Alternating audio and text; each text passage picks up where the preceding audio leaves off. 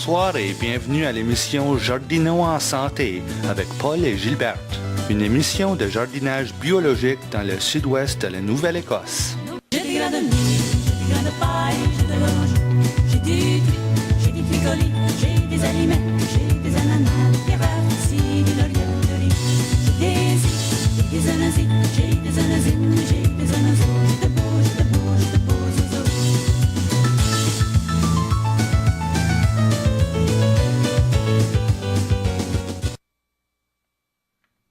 Hey, bonsoir tout le monde et bienvenue à l'émission Jardinons en santé, une émission qui parle du jardinage biologique dans le sud-ouest de la Nouvelle-Écosse. Et c'est Paul Lalonde au micro en compagnie de Gilberte. Comment ça va, Gilberte? Ah, pas trop pire, Paul. Comment ça va avec toi, là? Oh, je vais régler tes volumes. Parles-tu pas assez fort, c'est-tu ça que c'est, là? Peux-tu m'entendre? Je crois que ça s'en va mieux. OK, good. On a un beau coucher de soleil de soir, hein, Paul? Oui, c'est vraiment quel automne, n'est-ce pas? Exactement. On dirait pas que est-ce qu'il a fait beau. La température pour le mois d'octobre était à l'entour de 18, quasiment tout le mois. Veux-tu dire la moyenne, la température moyenne, yeah. Ah oui, intéressant. Ça a cassé des records. Il en parlait dans les météos aujourd'hui. Ça veut dire que toutes les choses ont continué à pousser un petit peu plus longtemps que normal. Puis ça a aidé la récolte dans certains des jardins cette année. Hein? Ben c'est ça. Et à cause de ça, nous avions pensé que ce sera peut-être un bon sujet à discuter les préparations dans le jardin pour l'automne, pour l'hiver qui s'en vient. Mais, à cause que l'automne était point typique, on voulait faire un regard non typique de nos préparations pour l'automne. Parce que dans un climat ou des conditions qui sont point comme traditionnellement qu'on les voit, ben, peut-être qu'il faudra appliquer des différentes stratégies pour mettre son jardin pareil pour l'hiver et pour le printemps qui vient. Donc, ça, c'est un bon point parce que les activités biologiques ont été beaucoup différentes. Puis à cause qu'il faisait beaucoup plus chaud, ça veut dire que les insectes ont pu avoir une autre reproduction d'extra cet automne. Ça veut dire que l'année prochaine, on aura peut-être un petit peu plus d'insectes que normal. OK. Donc, tu as parlé que la température moyenne était beaucoup plus haute. Et what about la température basse? Est-ce que le gel est venu plus tôt ou normal? Le gel était pas mal right on avec l'almanach cet automne. Oui. Moi, dans mon jardin, il y a de quoi bizarre qui s'est passé. Une rangée a été gelée, puis l'autre rangée n'a pas été gelée. J'ai mes tomates aux côtés de mes piments. Mes tomates ont gelé, mais pas mes piments. Puis c'était un côté de l'autre. Puis c'était à cause de l'angle de la butte. Il y a un côté de la butte qui a gelé, puis l'autre côté de la butte n'a pas gelé. Puis la butte, il y avait une différence de 4 pouces. Ça veut dire que la gelée n'a pas passé partout. Il y a certaines petites poches ici et là qui n'ont pas encore eu de gelée. Oui. Ça veut dire qu'il y a des affaires qui peuvent encore pousser. Comme mes piments, je les ai laissés dans le jardin, puis ils poussent encore. Oui. On l'a dit avant, dans d'autres émissions, que c'est pas nécessaire à tout nettoyer le jardin à la fin de l'année, de tout nettoyer ça au sol nu, parce qu'il y a beaucoup de choses qui poussent encore. Mais exactement. Dans une situation comme qu'on a vu cet automne, ben, il faudrait peut-être regarder ça encore mieux, encore différent, que même si tu croyais que si sur papier c'est une plante tendre, qui va pas pouvoir endurer les gels, ben peut-être que ça vaut la peine de la quitter là en tout cas. Exactement. Moi, d'habitude, ce que je fais avec mes plantains, mes cocons, mes tomates, mes piments, j'espère que la gel les tue avant que je les ôte du jardin.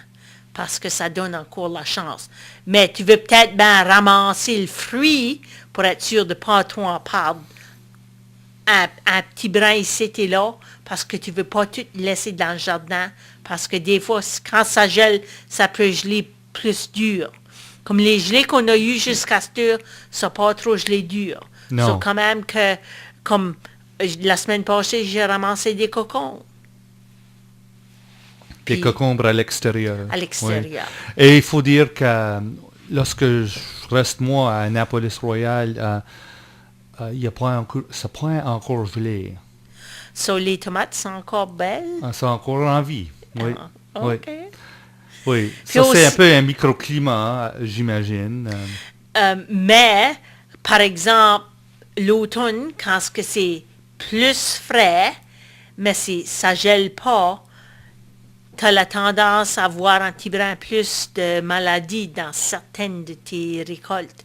Par exemple, downy mildew, puis du late blight, les affaires comme ça, comme les maladies qui arrivent à cause que c'est beaucoup plus trempe. Parce que tu as tout le temps une grosse rosée. Quand que la température baisse, tu as tout le temps une grosse rosée. Mais l'affaire aussi, c'est quand ce qui fait frais les soirs, puis qui fait chaud le jour, c'est la saison des champignons. Puis il Oui. faut faire attention de quels champignons que tu récoltes puis que tu ramasses. Oui, ben, pour les champignons comestibles, hein? Exactement. Oui. Oui.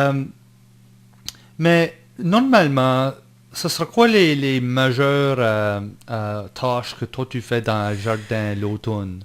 Ben moi, l'affaire, c'est moi j'aime apprendre avantage du climat. Puis ça, c'est une des raisons que je laisse mes piments puis mes tomates dans le jardin jusqu'à temps qu'ils sont flambant morts. Parce que des fois, tu peux prendre avantage des affaires, mais il y a un risque à ça. Moi, à cause qu'ils vendent beaucoup, je peux pas me servir des couvertures pour protéger contre la gelée. D'abord, des fois, je me sers des affaires comme l'irrigation à la place. Mais parce que ça a été trempe cet automne, là, tu mouilles trop. So, tu es plus apte à avoir des maladies. So, je les laisse faire leurs affaires. Puis, les majeures, comme moi, il y a certaines affaires que j'aime à ôter du jardin pour réduire l'incendie d'insectes puis de maladies. Mes vignes de cocon, mes vignes de courges, mes vignes de tomates, mes vignes de patates. Tout ça, je les ôte du jardin, puis je les mets dans le milieu du compost, afin qu'ils peuvent composter à ce qu'il y a beaucoup de chaleur pour tuer les maladies puis les insectes. Et puis, j'aime assez à faire ça. Mais d'habitude, je ne sable pas l'automne parce que je solarise le printemps. Je laboure pas l'automne parce que je me sens que la terre nue, à cause que j'ai beaucoup de vent, j'ai de l'érosion du vent. D'abord, l'automne, une des affaires majeures que je fais, c'est que je plante de l'engrais vert. Pour qu'il y ait quelque chose qui pousse dans le jardin, même si c'est rien qu'un pouce ou deux, pour arrêter l'érosion. So, ça, c'est certaines affaires que puis maintenir mes outils, ça, c'est une des choses que d'habitude que je fais l'automne. Et puis, prendre garde des vivaces, puis des arbres, puis les affaires comme ça. OK. Donc, j'allais demander si on est en train de discuter une hypothèse que notre climat est plus doux. Exactement. Donc, c'est une partie, peut-être une partie du changement climatique qu'on est en train de vivre. So, dans l'exemple que tu viens de donner des champignons ou des maladies dans la famille des concombres, qu'est-ce qui pourrait être l'effet d'un climat plus chaud? Ben, ça qui arrive comme des cocombes, des tomates, et puis ça c'est original. Et puis des courges, c'est des plantes tropicales par nature. D'abord, ils sont plus aptes à avoir beaucoup plus de maladies puis d'insectes. Par exemple, squash vine beetle. Ça c'est un insecte que 10 ans passés n'aurait pas survécu l'hiver ici en Nouvelle-Écosse. Puis maintenant, il survit l'hiver. Oh, ça c'est un effet Ça, c'est un effet. Comme observé. C'est un effet observé. Le climat n'a pas changé si tant que ça. Mais quand ce que tu regardes au climat au niveau de la Terre, ça change beaucoup plus que par exemple, quand tu es dehors. Toi, tu ne remarques pas. Mais les insectes sont beaucoup, beaucoup plus sensibles. Et puis, on voit ça avec les insectes qui migrent avec le monde, qui migrent avec notre manger, puis ça, ils survivent l'hiver ici maintenant, que certains insectes tropicaux, qu'on les trouve ici occasionnellement, ça c'est une des affaires qu'ils vivent beaucoup plus. Puis, par exemple, les pucerons, d'habitude, si tu chauffais pas tes serres, les pucerons meuraient l'hiver, mais au jour d'aujourd'hui, à cause que dedans les serres, la chaleur un petit brin plus haute, ça travaille. Oui. Puis il reste là l'hiver. So, c'est plus difficile à te débarrasser des pucerons. Je ne sais pas si c'est dû à un climat plus chaud, mais je sais que... Ou que les insectes viennent plus tough. Oui. Il y a un insecte nœud qui a été découvert en Nouvelle-Écosse qui s'appelle le Woolly Eldelgid. Je crois que c'est une espèce de puceron, mais ça attaque les haricots, les pruches. Et il était originaire de la Nouvelle-Angleterre, puis cette année, on l'a trouvé dans plusieurs endroits, dans le comté de Digby et le comté de Yarmouth. Et on a peur que ça va vraiment dévaster les haricots. So, ça, c'est intéressant. C'est pas seulement dans les jardins que ça pourrait avoir un effet. Exactement. Oui. Et j'ai aussi entendu dire que l'insecte qui a infecté tous les hêtres, les arbres, à cause que c'est plus chaud, il y avait une limite jusqu'à le froid le tuait dans le Nouveau-Brunswick. Exactement. Puis maintenant, à cause qu'il fait même plus chaud par là, les hêtres dans le nord du Nouveau-Brunswick sont en train de se faire infecter. Et ça a été trouvé dans le Québec aussi. Exactement. Oui. Et puis, ça, c'est les insectes puis les maladies sont beaucoup plus sensibles aux températures. D'abord, on peut s'en servir de ça comme un avantage, mais quand ce que tu gardes au climat, ça peut causer des désavantages aussi. OK, mais parlons-nous de l'avantage. Parlions des cocombes. La famille des cocombes, c'est une famille de plantes tropicales. Y aurait-il de l'avantage qu'avec un climat plus chaud? Oui, parce qu'ils pousseraient mieux, mais il y a aussi le potentiel d'avoir un peu plus d'insectes qui les attaquent puis plus de maladies.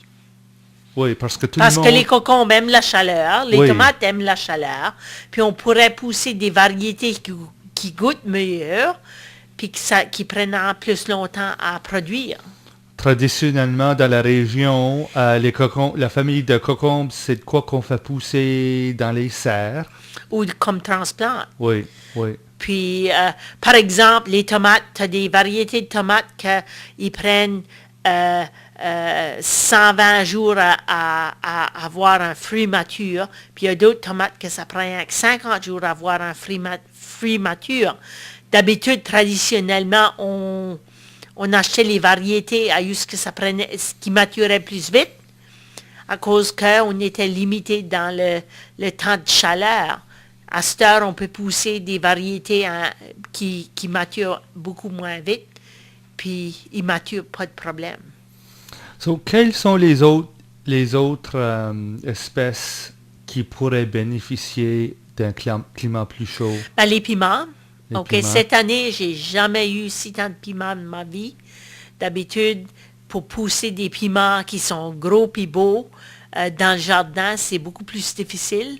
Cette année, j'ai récolté des beaux gros piments dans le jardin, comme j'en pousse dans les serres aussi, mais dans le jardin, c'est pareil. Des légumes comme des aubergines ou de l'okra. Ça, c'est des légumes que traditionnellement, ils poussent pas bien ici. Mais cette année, il y a un des autres fermiers qui avait poussé des aubergines dehors. Puis d'habitude, on les pousse rien que dans les serres. Puis c'est à cause qu'il faisait plus chaud. Puis le maïs, c'est un autre. Comme quelqu'un qui reste sur la côte, d'habitude, a un petit peu plus de problème à pousser du maïs. Puis cette année, on n'a pas eu de problème à pousser le maïs. Ben c'est ça, le blé d'Inde, normalement, c'est dans la vallée qu'on le fait pousser lorsqu'il fait plus chaud, oui.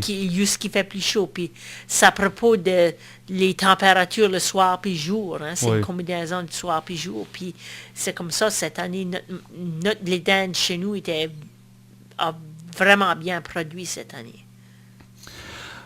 OK, je pense que c'est le temps pour une petite pause. Mais avant de vous quitter, rappelez-vous que Jardinons en santé, c'est une émission qui se passe une fois par mois. Et entre-temps, si tu veux communiquer avec nous, on a une page Facebook et vous pourriez partager des articles au sujet du jardinage ou même demander des questions.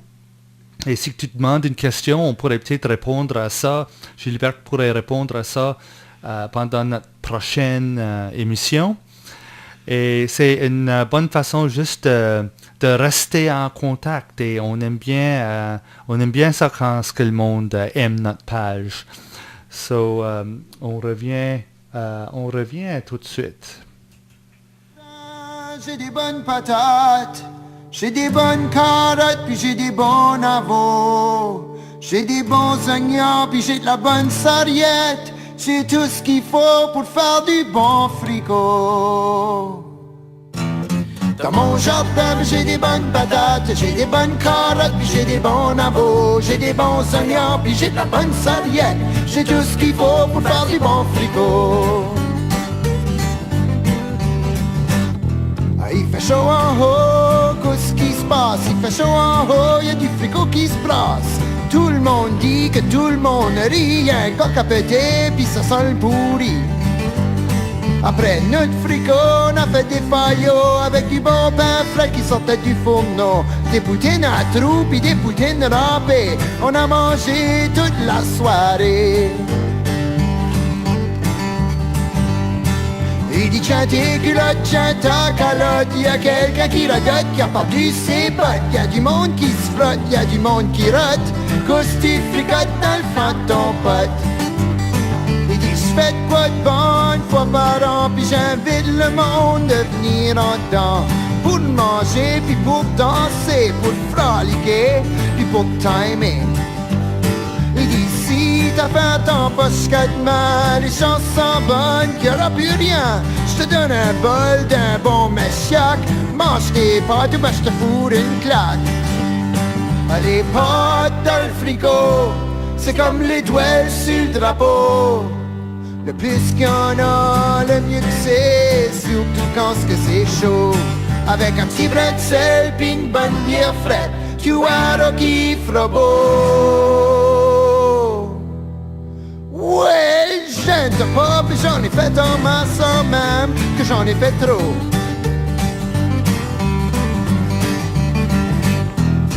Dans mon jardin, j'ai des bonnes patates, j'ai des bonnes carottes, puis j'ai des bons navots, j'ai des bons oignons, puis j'ai de la bonne sarriette. J'ai tout ce qu'il faut pour faire du bon fricot. Dans mon jardin, j'ai des bonnes patates, j'ai des bonnes carottes, puis j'ai des bons navots, j'ai des bons oignons, puis j'ai de la bonne sarriette. J'ai tout ce qu'il faut pour faire du bon fricot. J'ai tout ce qu'il faut pour faire du bon fricot. J'ai tout ce qu'il faut pour faire du bon fricot.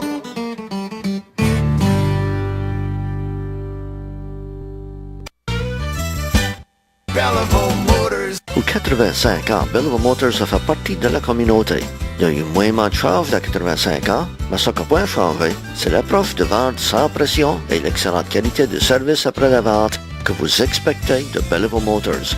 Puis ça inclut ramasser et délivrer votre véhicule gratuitement pour le réparage et l'entretien.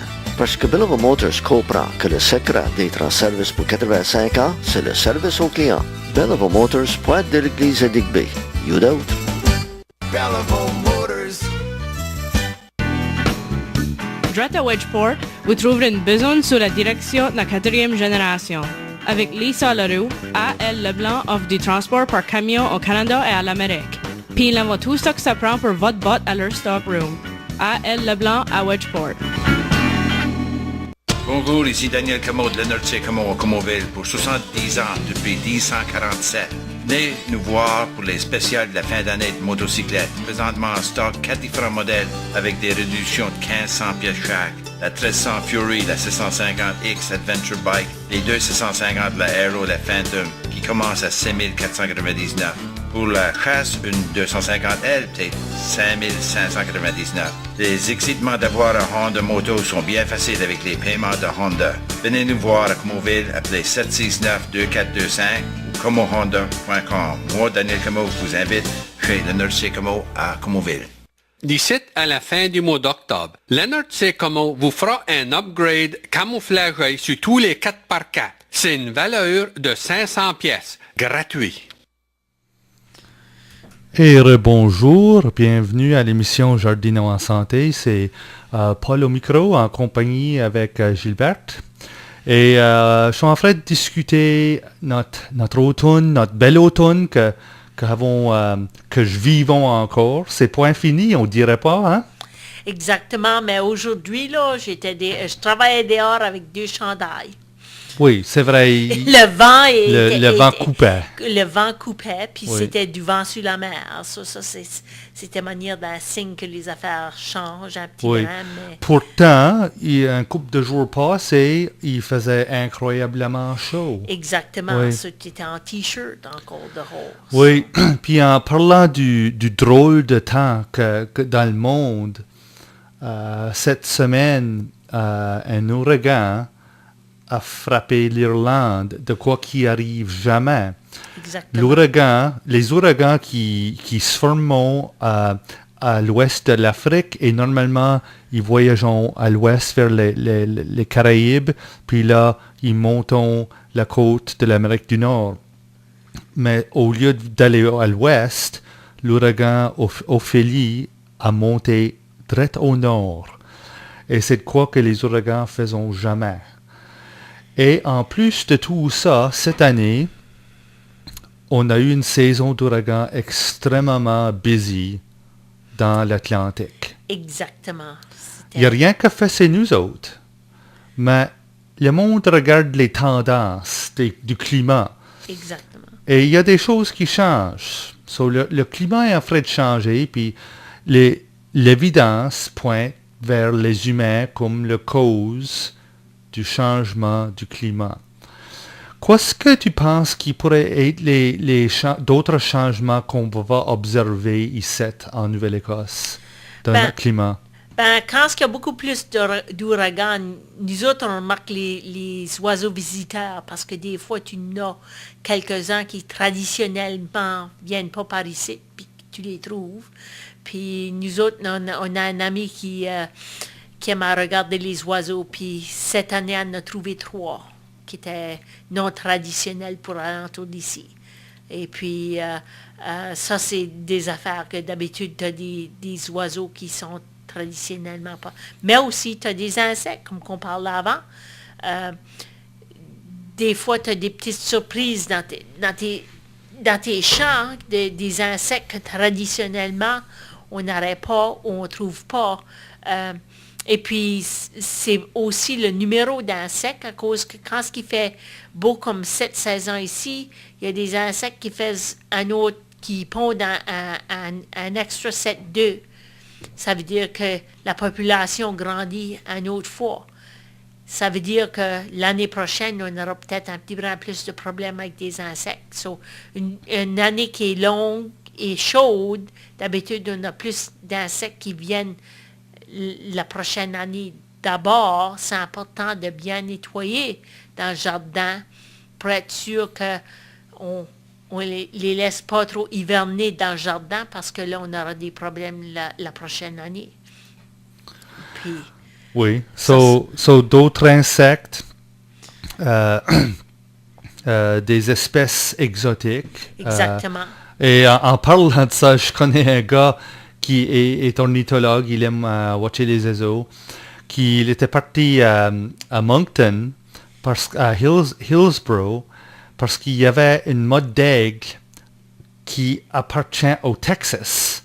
Ah, vraiment? Oui, j'oublie le nom, mais c'est un aigle qui a à peu près 1 mètre de haut avec des longues pattes et beaucoup de plumes sur le front qui couvre ses yeux. Il paraît comme un hippie. OK. Mais c'est quoi? Je sais pas ce qu'il fait ici. Peut-être une tempête l'a poussé ici. Exactement, comme il y avait une année qu'il y avait eu beaucoup d'ouragans quelques années passées, puis nous autres, on avait un cattle egret qui est venu visiter nos vaches. Ah oui. Puis c'était manière de drôle parce qu'il était tout blanc. Puis il y en a trouvé comme ça l'année passée à Annapolis Royal aussi. Puis ça, c'est quelque chose. D'habitude, ils ne viennent pas par ici, mais quand il y a des gros vents, parfois ils se perdent. Hein? So, ça, c'est une partie des affaires.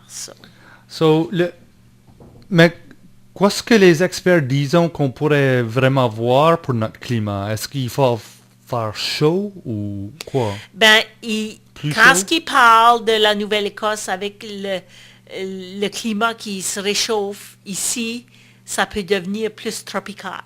Oui. So, c'est ça qui... mais on n'est pas encore au point là qu'on peut pousser des bananiers ou des orangiers, mais à Bunch Bear Nurseries, elle a un orangier qui est dehors, puis qui produit des oranges.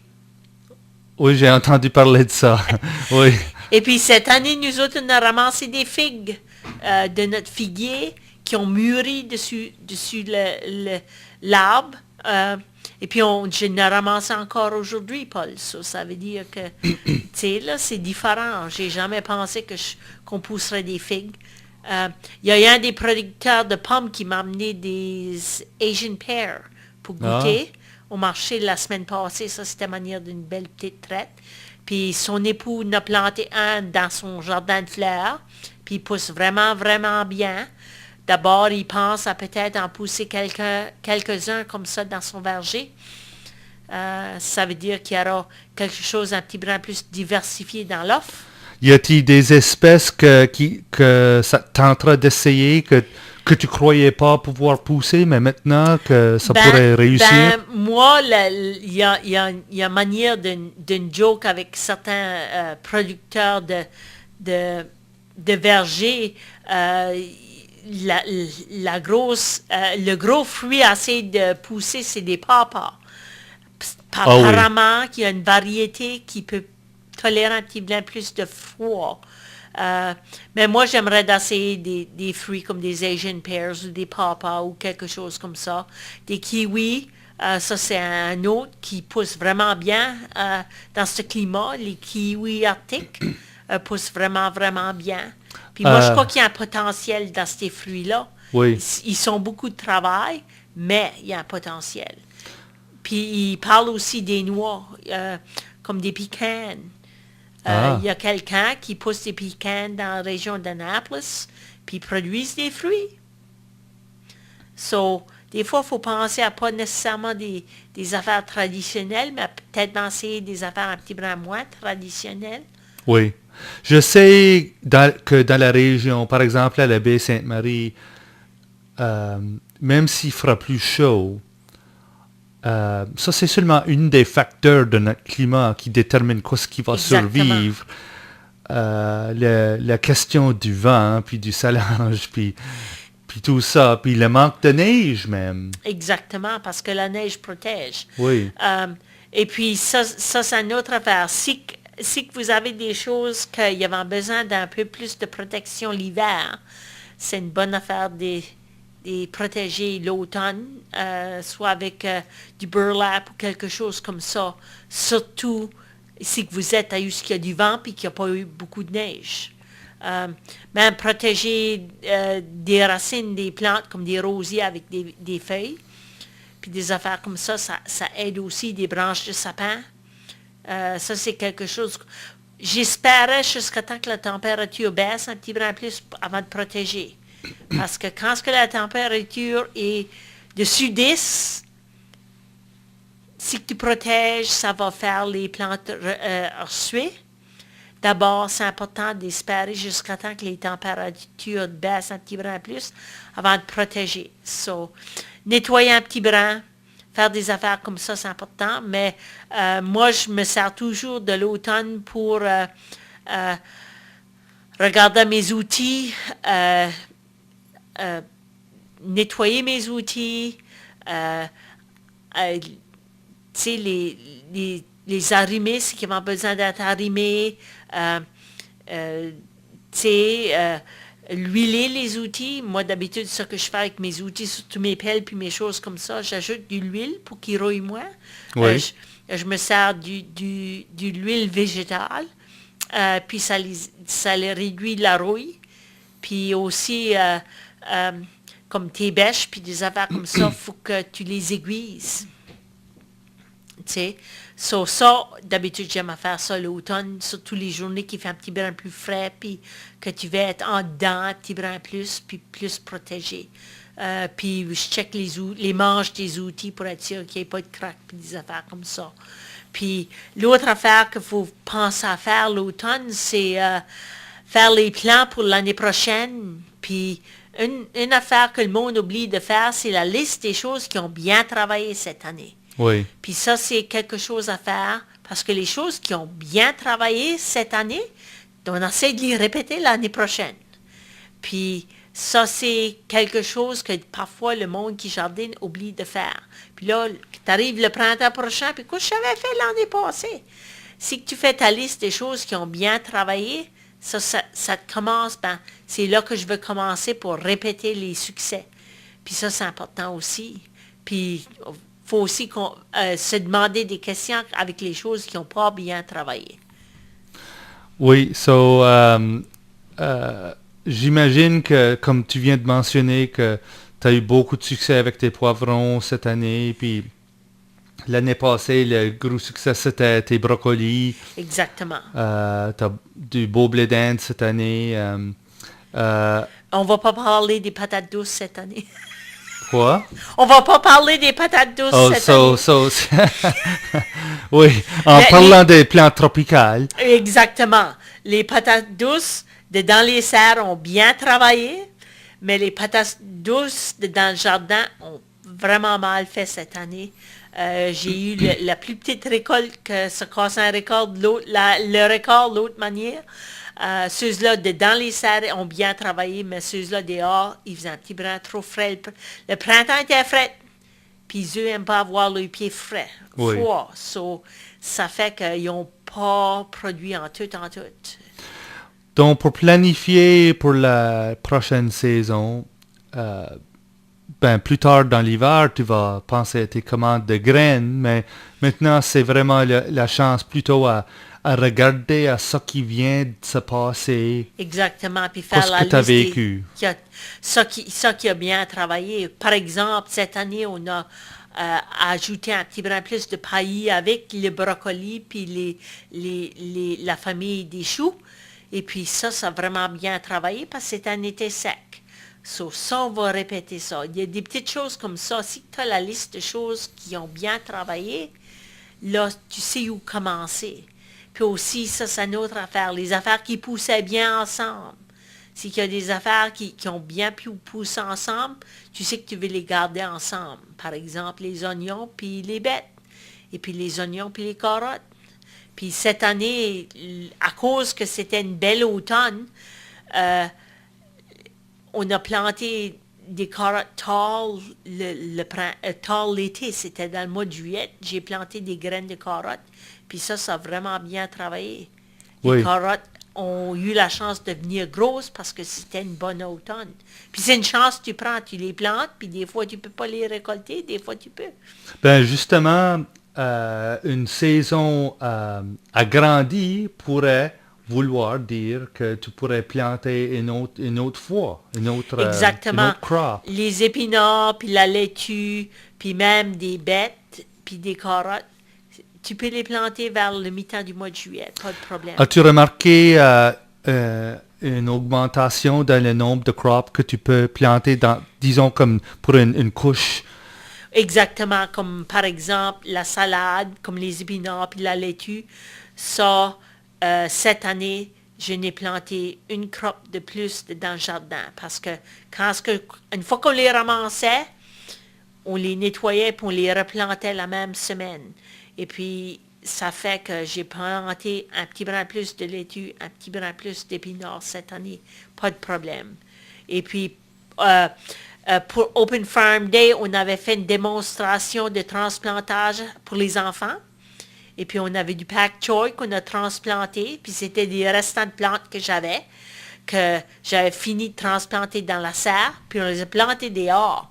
Puis, je les récolte. Ah, oui. On a commencé à les récolter la semaine passée. Quoi c'est que l'effet sur ton plan de gérer la nutrition si tu ajoutes une autre crop dans une couche? Ben, qu'est-ce que ça change? Ça, d'habitude, là,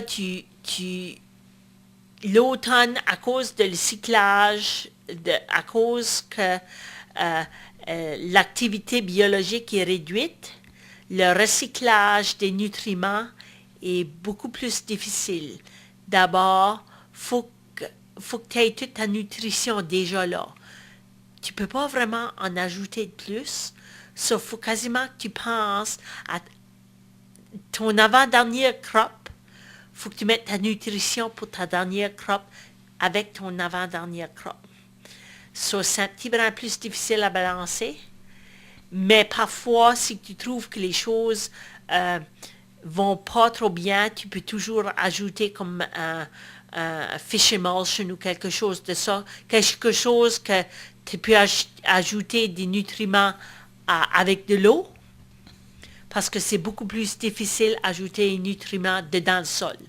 Peut-être, comment est-ce que tu appelles ça, une tisane de compost? Une tisane de compost, oui. Parce que ça aide, ou un fish emulsion, c'est là que tu peux mêler avec de l'eau puis ajouter. Moi, ce que je fais, d'habitude, si que je fais une crop d'extra, j'ajoute pas de worm castings ou des affaires comme ça. Je vais avec juste les nutriments qu'il y a là. Puis si que ça pousse un petit brin moins vite, c'est pas nécessairement à cause d'un manque de nutriments. Parfois, c'est à cause d'un manque de clarté. So, faut que tu planifies que ça va prendre un petit brin plus longtemps à pousser. C'est tout. Ben, voilà encore que tu relèves l'idée que c'est pas seulement une question de température, une question de longueur de la journée, de clarté. Aussi, ce qui fait... il y a beaucoup plus moins de soleil, puis aussi, c'est une combinaison de nutriments, température, puis eau aussi. Il faut être sûr que tout soit bien arrosé, comme les 2-3 dernières semaines, il y a eu beaucoup de belles journées, mais on a eu aussi beaucoup de pluie. Ça veut dire que les affaires ont bien poussé. OK, on va aller pour une petite pause et on reviendra pour poursuivre notre conversation pour les préparations de l'automne dans le jardin bio. Et n'oubliez pas que Jardinons en santé est présent sur Facebook. Va aimer notre page et vous pourriez rester en contact avec nous toute l'année, pendant tout le mois, actually. Et toute l'année.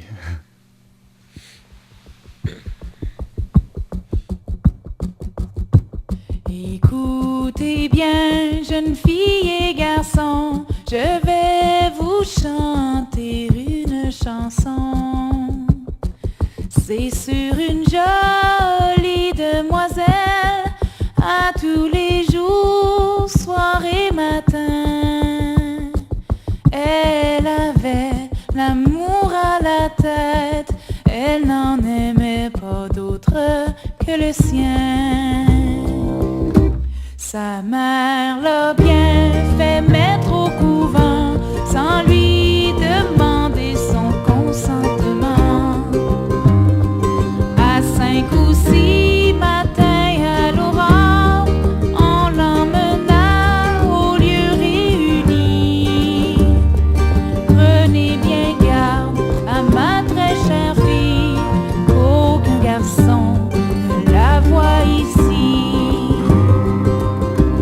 Le beau galant n'a pas retardé, en jardinier il s'est fait habiller. Tout droit au couvent, il s'avance, le cœur tout rempli de dessins. S'en va demander à la mère hôtesse pour travailler dans son jardin. Le beau galant a bien travaillé 5 ou 6 jours avec beaucoup d'amour pour voir passer Éléonore à tous les soirs et tous les matins, se promener avec la mère hôtesse dans les allées de son jardin.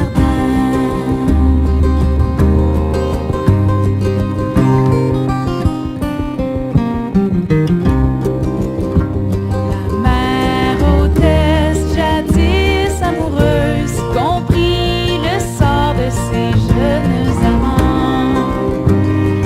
Elle fit 3 pas bien loin de la belle et laissa les cœurs se parler tout bas. Viens me chercher sous la lune blanche et nous partirons pour nous marier. Le jeune amant n'y a pas manqué, à la fenêtre il s'en est allé. Réveillez-vous, chère Éléonore, car il est temps d'aller au champ. Sans dire adieu à la mère hôtesse, tous deux sortis du couvent.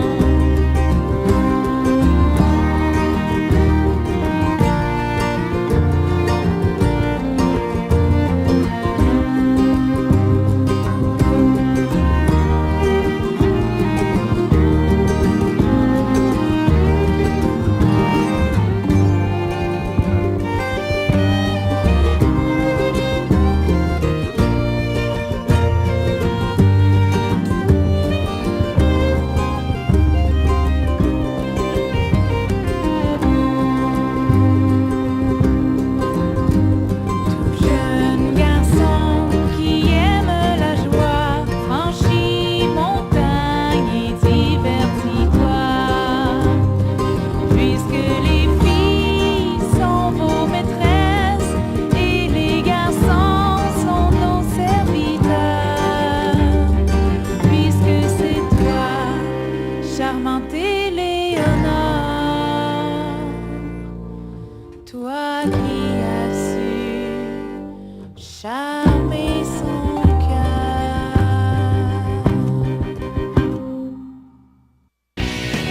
Faites-vous sûr de ramasser vos cartes de bingo CIFA quand vous shoppez au Pubnico Pharmasave. Une bonne game de bingo mettra un petit excitement dans votre vendredi soir. Ask the friendly checkout clerk for your CIFA bingo cards when you shop at Pubnico Pharmasave. Get comfortable, make yourself at home with CIFA Bingo Friday night at 6 p.m. Robin's Donuts à la Saulnieville Esso à Saulnieville a des spéciales pour dîner tous les jours. Arrêtez pour un café, un goûter, du dîner ou même la pizza. Pour des fêtes et autres occasions, contactez Robin's Donuts au 902-260-2111.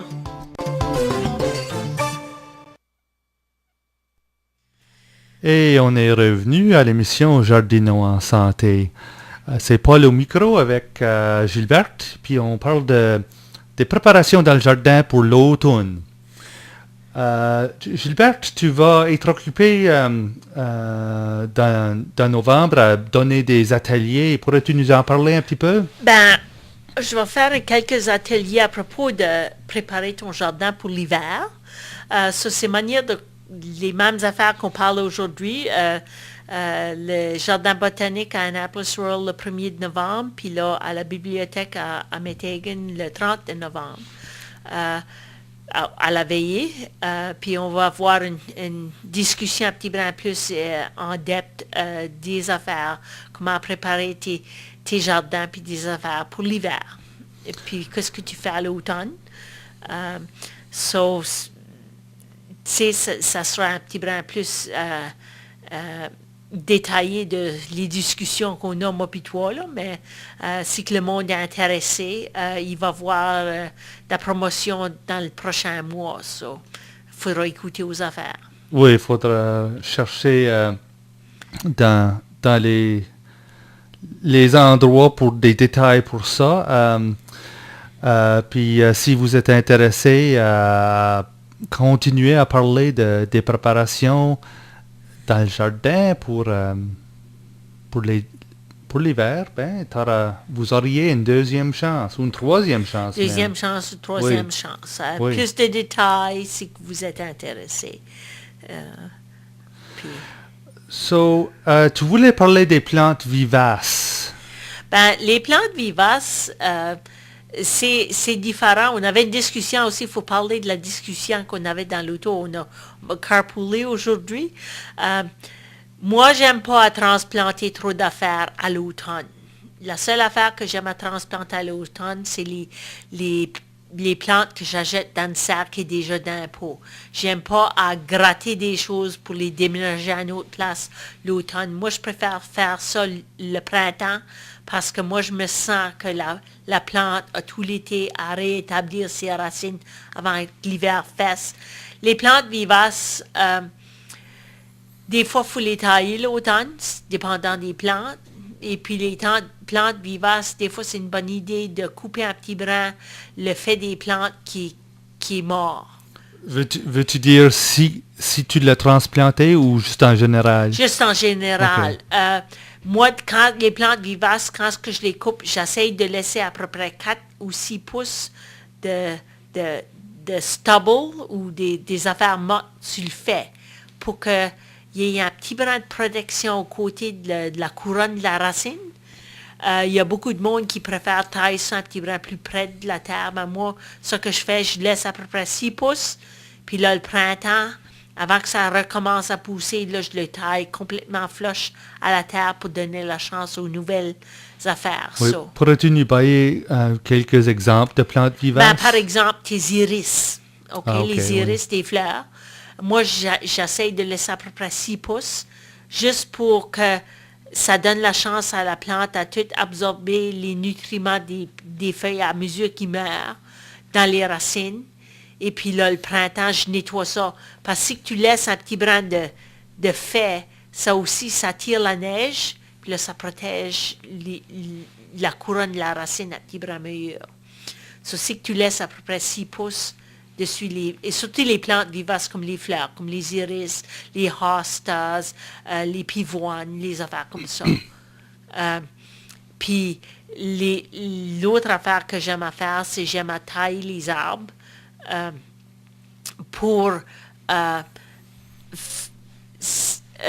surtout les fruitiers, j'aime à les tailler une fois que la dormance a commencé.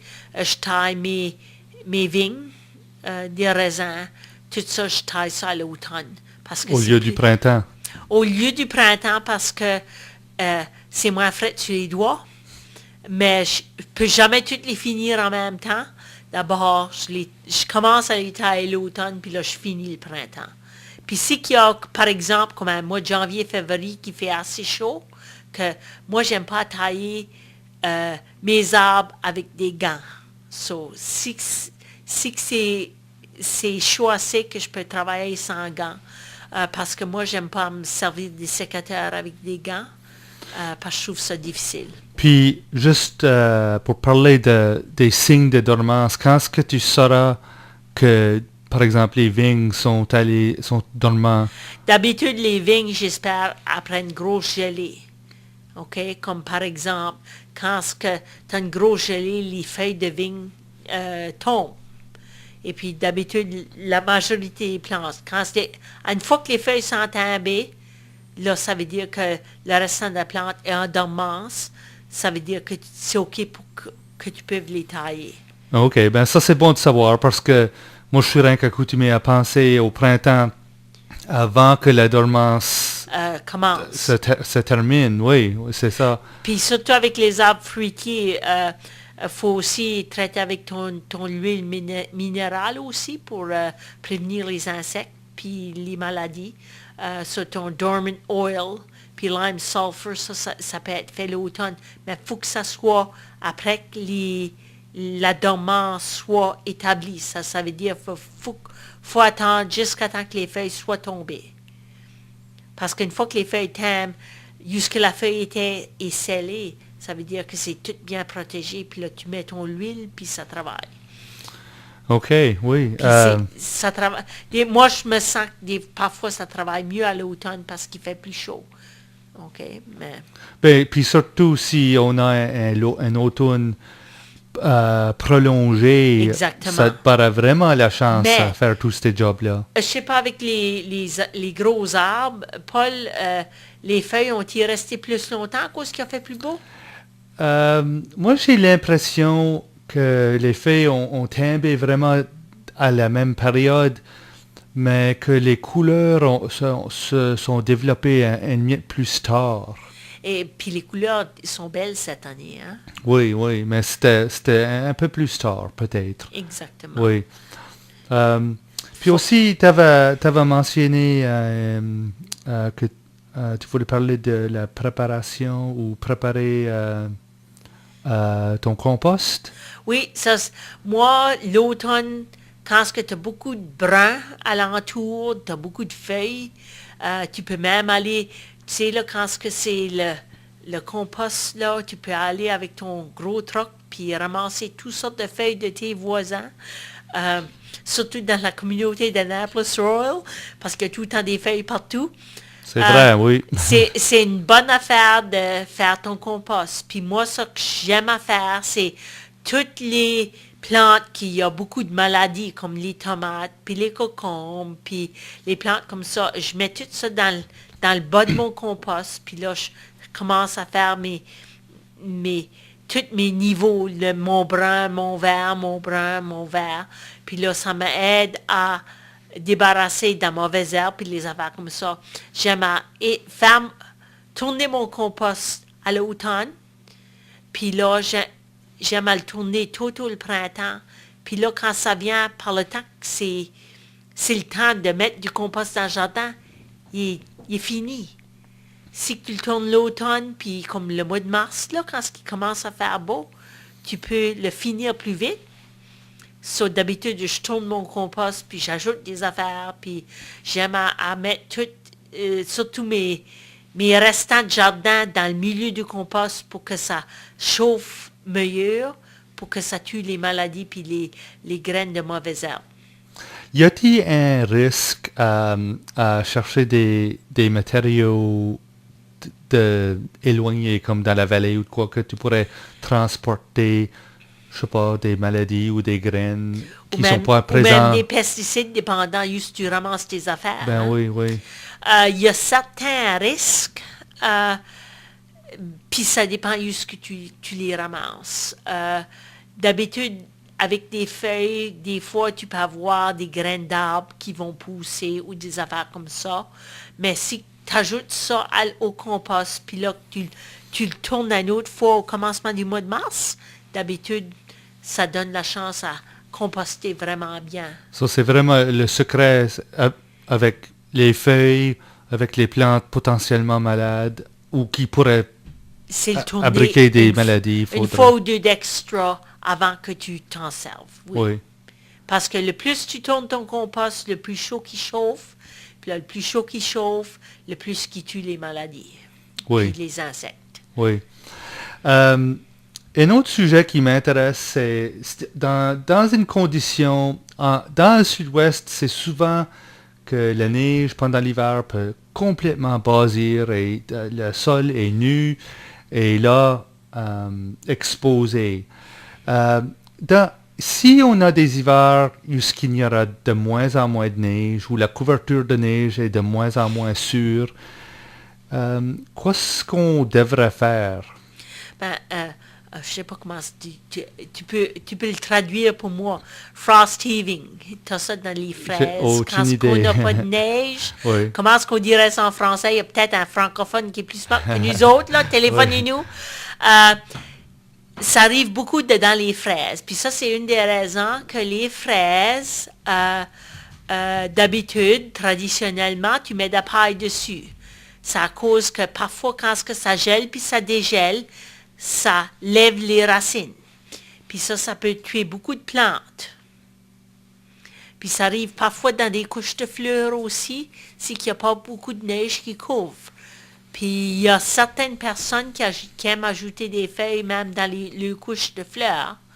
Ils coupent les plantes mortes, mais ils ajoutent des feuilles pour arrêter parce que quand ça gèle, quand tu n'as pas beaucoup de neige qui couvre la terre, ça gèle puis ça dégèle, puis la terre bouge. Puis ce qui arrive, c'est que les racines deviennent exposées. Puis ça peut tuer surtout les plantes vivaces, oui. Comme des fraises. J'ai trouvé 2 traductions pour Frost Heave. Okay. Gel et dégel, mais aussi le déchaussage. Exactement. Oui. C'est ça que j'essaie de décrire. Ça déchausse les racines, puis ça expose les racines, puis là, quand ça regèle, ça peut tuer la plante. C'est commun dans les fraises, puis c'est pour ça qu'on est supposé de mettre de la paille sur les fraises à l'automne. OK, oui. Puis aussi les bulbes, hein? Les bulbes, les tulipes, les jonquilles, tout ça, c'est important. Mais si vous n'avez pas de paille, tu peux te servir de même des écopots de bois ou des feuilles. Donc, le sujet de la paille, ça devient vraiment important. Tu as déjà dit que tu n'aimes point de laisser le sol au nu pendant l'hiver. Exactement. So, tu plantes des engrais verts, des paillis. Exactement. Oui. Ça prend-il une paille plus épaisse que normal? Ou... Dépendant des plantes. Si tu as des plantes vivaces comme des fraises, des framboises, des asperges, c'est important d'avoir un paillis entre 4 et 6 pouces. Mais si c'est rien que pour protéger la terre, tu peux mettre 1 ou 2 pouces de paillis. Par exemple, mon engrais vert, j'ai de l'engrais vert qui est rien qu'un pouce. Il n'y a rien que pousser 1 pouce, là. C'est rien qu'un 2-3 petites feuilles. Mais c'est assez pour tenir la terre là, que si tu as un gros vent et qu'il n'y a pas de neige, que tu ne perds pas ta terre. Quand ce qui vente, puis que tu n'as pas un couvert de neige, puis que tu as de la terre nue, l'affaire première qui sort de ta terre, c'est la matière organique. So, tu peux vraiment, vraiment baisser ton niveau de matière organique dans ta terre, rien qu'en laissant exposer. Puis surtout, j'étais juste en train de penser, OK, s'il vente, mais aussi avec la terre nue, puis au lieu de la neige, c'est qu'il tombe de la pluie. Ça fait de l'érosion aussi. Oui.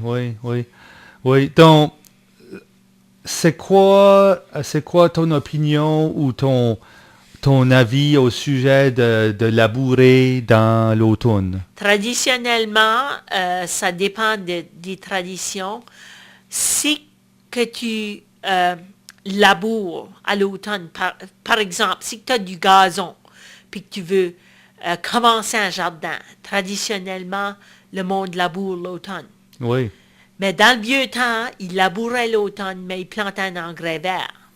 Puis ils ont arrêté de faire ça, à cause qu'ils ne sentaient pas que c'était nécessaire. Puis tu peux même faire ça au mois d'octobre, c'est labourer. Tu n'as pas besoin de... Tu as besoin de jeter un petit brin de ryegrass, comment ça s'appelle ça? L'orge. Non, seigle. Du seigle. J'ai oublié. Mais du seigle ou même de l'avoine. Tu jettes un petit brin de graines de l'avoine, bien que tu le fais de la terre ou du seigle, puis là, ça va pousser. Quand même, c'est rien que pousser comme un demi-pouce. Ça va protéger. Puis là, le printemps prochain, le seigle, tu peux le relabourer. Puis ça va...